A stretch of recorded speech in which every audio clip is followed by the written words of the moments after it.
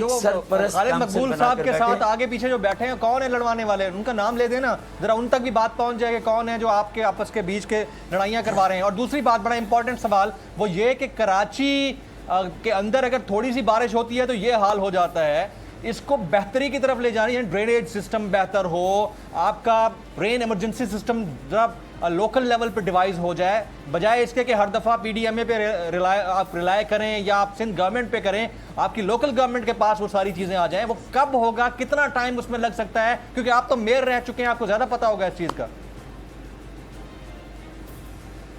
1 महीने में हो सकता है ये, 1 महीने में अगर फर्रुख नसीम 1 महीने में। अच्छा। इस तरह फर्रुख नसीम जो है वो मिनिस्टर फॉर लॉ है अब तक, और मैं पहले दिन से कह रहा था मेरी एक पिटीशन है डॉक्टर फारूक सत्तार और एक्स MNAs एक्स MPAs के नाम से, आर्टिकल 140A की interpretation that provincial governments should organize, create, establish local governments and devolve administrative, financial and political powers and authority to the local। इसकी इंटरप्रिटेशन के पानी निकासी है आप और housing town planning, building control, ये सारे महकमे सूबाई नहीं है, जो सूबाई हुकूमत ने यूसर्फ हड़प कर लिए हैं, कब्जे में ले लिए।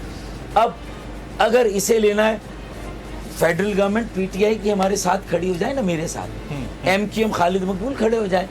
शहर का मसला, और सिर्फ कराची का नहीं, ये लाहौर, पेशावर, कोयटा, हैदराबाद, लाड़काना और खैरपुर, दादू, शिकारपुर का मसला हल हो जाएगा। वहाँ की मेयर, वहाँ के शहरी एम्पावर हो जाएंगे अगर ये लिस्ट आ जाए कि क्या उमूर, क्या जिम्मेदारियाँ, क्या पावर, क्या अथॉरिटी और क्या टैक्सेस लोकल टैक्सेस है। ये मैंने उनसे कहा है कि आप कोर्ट इंटरप्रेट कर दे 140A को। फर्रुख नसीम चले गए 149 पे जी। 149 तो आप सूबे को हटा दे और डायरेक्ट, ये गलत होगा, ये सूबाई खुद मुख्तारी के खिलाफ। लेकिन आइन में 140A है, 1 महीने से 3 महीने में ये पिटीशन चल के फारिग हो सकती हैं। मेरे साथ खड़े हो जाएंगे लोग, खुदा की कसम आने वालों का भला हो जाएगा, कराची का मसला हल हो जाएगा। ये ड्रामा नहीं करना पड़ेगा। अभी तक नहीं बताया फारूक भाई, मेरा सवाल के पहले हिस्से का जवाब आपने नहीं दिया। मैंने कहा कि आप बताएं कि खालिद मकबूल सिद्दीकी साहब के इर्द गिर्द वो कौन लोग हैं जो नहीं चाह रहे कि फारूक सत्तार और खालिद मकबूल सिद्दीकी एक होकर, जो आपका MQM का स्टेक होल्डर है, जो एक अरसे तक कराची को देखता रहा है, उन सबको एक करके मसले मसाइल हल करवाए। देखिए, मैं तो सिंपली ये कहूँगा कि मैंने ये कहा था, मेरा झगड़ा ये था कि आमिर खान, कंवर नवेद और वसीम अख्तर मेरे साथ कारकुनों की असेंबली में चलें, 10,000 कारकुन आए, और वहाँ 84 में हम क्या थे, आज क्या है, 84 में हम कहाँ रहते थे, आज कहाँ रहते हैं, उस वक्त कितनी गाड़ियाँ हमारे पास थी, आज कितनी है, आज हमारी क्या प्रॉपर्टी, अमलाक, जायदाद, कारोबार, इन्वेस्टमेंट, प्लाट, प्लाजे क्या है, हम लोगों के सामने रखें और लोग सवाल करें, अच्छा वो फला प्रॉपर्टी किसकी है ज़रा बताएं ना। तो फारूक भाई बताएंगे कि भाई अगर मेरी है तो जो चोर की सज़ा मेरी सज़ा, वो प्रॉपर्टी आपकी अगर बेनामी में भी मैंने किसी को दी है, मैं साबित करवा दूंगा किसकी क्या प्रॉपर्टी है इंशाअल्लाह, अगर एहतसाब का निज़ाम पार्टी में कायम हो जाए। ये खालिद मकबूल को करना चाहिए, मैंने करने की कोशिश की तो बिगाड़ है, एहतसाब बाहर हो गया मेरे साथ, खालिद मकबूल भी करें, यानी वो लोग भी रिस्क लें, यानी वो लोग बाहर हो जाए, लेकिन वो लोग इतने ताकतवर हैं, वो एलिमेंट्स इतने ताकतवर हैं जिसने एहतसाब की बात की उसी को ही साइडलाइन करवा दिया। ऐसा है, और भाई उनकी पीठ ठोकने वाले भी कोई लगता है कि है, वरना वो अपने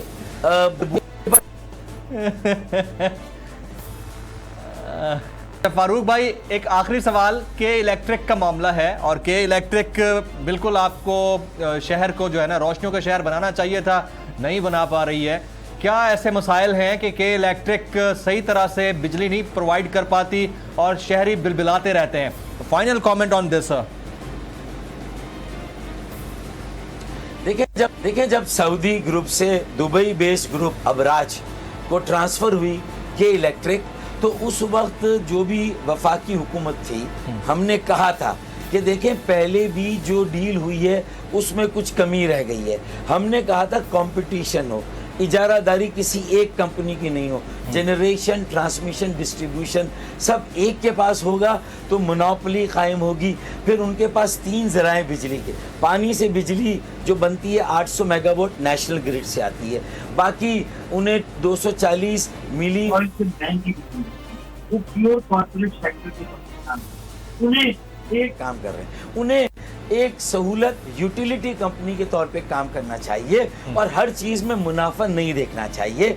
अगर जो खर्चा हो वो निकल आए। पिछले साल जिस तरह कई दर्जन हमारे शहर के नौजवान और हमारे भाई जहाँ वहाँ होगी और हमारे भाई जहाँ बहक हो गए तो औरतें भी करंट लगने से, मुझे डर है इस साल ना हो, उन्होंने कहा हमने इंसुलेट किया। मेरी इतला है कि सेकंड रेटेड मटेरियल है, बहुत गंदा मटेरियल डाला है, फिर गड़बड़ होगी। अच्छा, निपरा ने भी कोई कसर नहीं छोड़ी। असल मिनिस्ट्री वाटर पावर, निपरा और इकोनॉमिक कोऑर्डिनेशन काउंसिल का, जिसने उन्हें इन हालात में सख्त गर्मी, सख्त मौसम, हब्स, पसीने और घरों में 12 घंटे बिजली ना हो और ऊपर से लॉकडाउन के घर पे बैठे बहनें जी, ऊपर से लॉकडाउन, कोरोना का लॉकडाउन, हाँ जी, वो घर पे बैठ, मेरी बहनें, बेटियां, बच्चे स्कूल नहीं जा रहे और वहां वो मर रहे घुट घुट के, और ये कह रहे हैं कि हम 3 रुपए और बढ़ा दो। तो फिर मैंने एहतजाज किया, मैं बाहर निकला, जमात इस्लामी ने भी किया जी, फिर मैंने किया। एब्सोल्युटली राइट फारूक भाई, आपका जो 1000-1200 लोग ग्रास रूट लेवल की पॉलिटिक्स है उसको हम देखते आ रहे हैं और आप एक अरसे से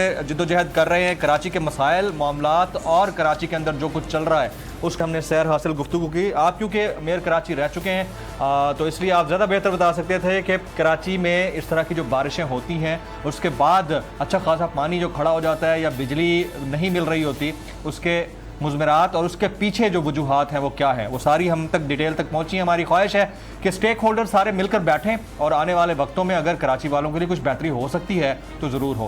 ख़वातीन हज़रात, यहाँ एक ब्रेक के बाद जब वापस आएंगे हमारे साथ आलमगीर खान साहब, नादिर गबूल साहब और अरशद वोरा साहब मौजूद होंगे, साथ रहिएगा हमारे।